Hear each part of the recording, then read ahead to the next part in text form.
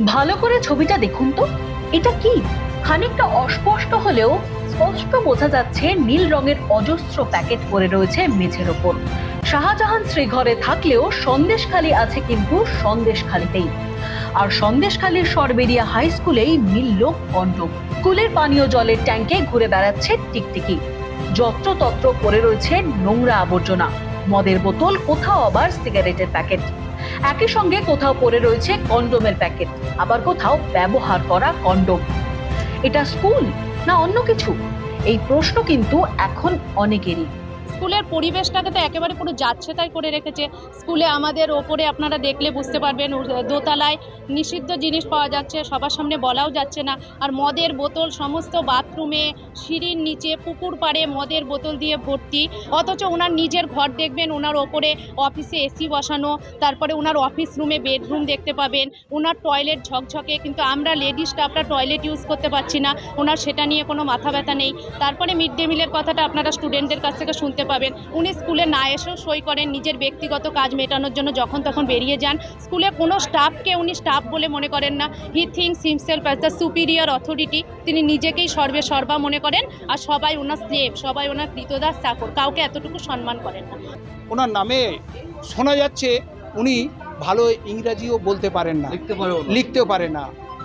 ওনার personal একটা ব্যবসা আছে, উনি উজির, উনি সেই ম্যারেজ রেজিস্টার মুসলিম কাজী অফিস করে রেখেছে। উনি এখান থেকে কি করেন, হঠাৎ স্কুলে আসছে, টাইম নেই, 11টা-12টার সময় স্কুলে আসছে, এবং যখন দরকার পড়ছে হঠাৎ ফোন করলো, এখানে একটা কেস এসছে, উনি সঙ্গে সঙ্গে চলে গেলেন। ক্লাস তো উনি প্রায় নেয়ই না, দেখা গেল মাসে হয়তো একটা ক্লাস নিল কি নিল না।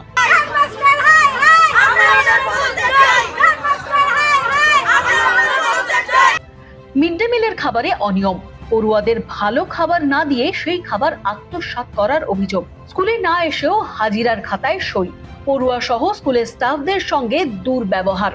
প্রধান শিক্ষকের বিরুদ্ধে এমনই অভিযোগ রয়েছে ভুরি ভুরি। হেড স্যারের বিক্ষোভ দেখাচ্ছি, কারণ হেড স্যার আমাদেরকে আমাদের কোনো কথাই শোনেন না বলতে গেলে। আমরা স্যারকে যদি বলি যে স্যার আমাদের এরকম বাচ্চাদের তো প্রচুর সমস্যা হচ্ছে বাথরুমে যেতে, বর্ষাকালে বাথরুমে জল জমে আছে, মানুষ ইটের ওপরে ইট দিয়ে বাথরুম করতে যাচ্ছে, আর কল খুললে পোকা পড়ছে, আমরা স্যারকে সেগুলো বলেছি। তারপরে স্যার বলছে যে তোমাদের কি কৈফিয়ত দেবো, অত বেশি কৈফিয়ত নিতে গেলে টিসি দিয়ে দেবো। স্যারের প্রতি কথাই তোমাদেরকে টিসি দিয়ে দেবো। আর আমরা যখন এবছরে অনুষ্ঠানটা স্যারের পদত্যাগ আমরা চাই না। হেড স্যার হেডমাস্টার আমাদের সঠিক খাবারটা দিচ্ছে না, আমাদের কাছ থেকে আমাদের সম্মানটা কেড়ে নিচ্ছে, আমাদেরকে জানা তাই করছে। আমাদেরকে খাবার চালটা আমাদের যে খাবার যে গুণমান যেটা, ওটা আমাদেরকে দিচ্ছে না। আমাদেরকে প্রতিটা দিন আলু ঝোল, আমাদের একটা চার্ট করা আছে যে আজকে ডিম, কালকে খিচুড়ি, সেটা হচ্ছে না। আজকে ডিম দিলে কাল দিচ্ছে না, এটাই হচ্ছে। আরো অনেক কিছু, আমাদের ভালোভাবে ক্লাস করা হচ্ছে না। হেড স্যার উনি নিজে দেরি করে আসছে, উনি শুধু সাসপেন্ড করে দেওয়ার ভয় দেখায় আমাদেরকে।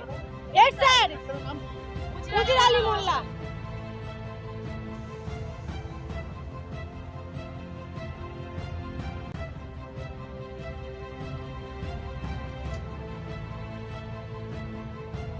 কি ভাবছেন অভিযোগের ঝুলি এখানেই শেষ? না, একেবারেই তা নয়। এই আমাদের হেডমাস্টারের মেয়ে, ওনাকে ওর নিজের মেয়েকে উনি ইচ্ছা করে ফার্স্ট করলেন, আমার ভাঙিয়ে সেকেন্ড করলেন। ওনার লজিক কী ছিল যে হেডমাস্টারের মেয়ে সেকেন্ড হতে পারে না, ফার্স্ট হবে। হেড স্যারের মেয়ের থেকে তোমার ভাঙিয়ে 60 থেকে 70 নম্বর ডিফারেন্ট। উনি শুধু ইচ্ছা করে নিজের মেয়েকে ফার্স্ট করবেন বলে তোমার ভাঙিয়ে সেকেন্ড করে দিয়েছে। স্কুলের যখন এই হাল, তখন সেই স্কুলের ছাত্রদের বিরুদ্ধেই বিরাট অভিযোগ তুলল 10ম শ্রেণীর এক পড়ুয়া। ছেলেগুলো আমাকে রেপ করে বলেছিল, আমি স্যারকে বলেছি স্যার ছেলেগুলো আমাদের ক্লাসের ছেলে, আমাদের স্কুলে পড়ে, আমাদের ক্লাসের ছেলে, আমাকে রেপ করবে বলেছিল। হ্যাঁ, কারণ ওরা ফোন নিয়ে এসেছিল, স্যার বলেছিল যে ফোন নিয়ে আসলে নাম লিখে আমার কাছে দেবে, এবং আমি নাম লিখে স্যারকে দিয়েছি। স্যার ওদেরকে মেরেছিল। তাই আমি বাড়ি যাওয়ার সময় আমার রাস্তা ব্যাট দিয়েছে, দিয়ে আমাকে মেরেছে এবং মেরে আমার রাস্তা ছেড়ে দিয়েছে। হ্যাঁ, আমাদের ক্লাসের ছেলে। আমি এর বিচার চাই। তবে যার বিরুদ্ধে এত শত অভিযোগ, এবার তার কি সাফাই সেটা শুনবেন না? খতিয়ে দেখা হোক কোনটা ন্যায় কোনটা অন্যায়, কোনটা ন্যায় কোনটা অন্যায় খতিয়ে দেখা হোক। আমি দোষী হলে আমি দোষী, কিন্তু আমি যে দোষী নয় সেটা তো আমি বলতে পারবো না।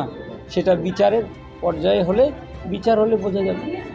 রাজ্যে পালাবদল হয়েছে, বদল হয়েছে রাজনীতির সমীকরণ।